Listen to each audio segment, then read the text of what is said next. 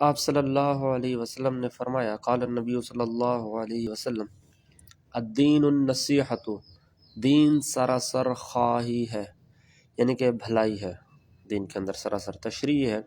اس حدیث شریف میں یہ بتلایا گیا کہ نصیحت افضل ترین عمل ہے، تو انسان کو چاہیے کہ نصیحت کی بات کرے، مطلب کہ دوسروں کو اچھی خیر خواہی کی بات کرے۔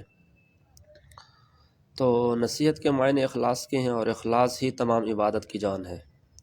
بعض علماء نے فرمایا کہ عرف میں نصیحت اس کو کہتے ہیں کہ خلوص اور محبت کے ساتھ کسی کو خیر کی بات بتائے۔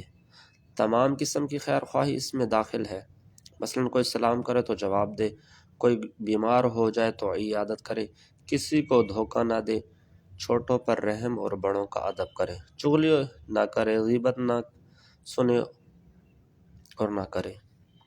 تو ہمیں چاہیے کہ خیر خواہی کی بات کریں، جتنی زیادہ ہو دوسروں تک خیر کی بات پہنچائیں، اچھی بات کریں، بری باتوں سے روکیں۔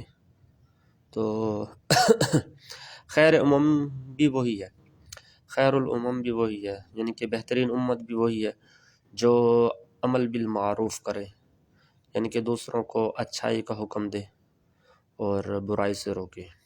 السلام علیکم۔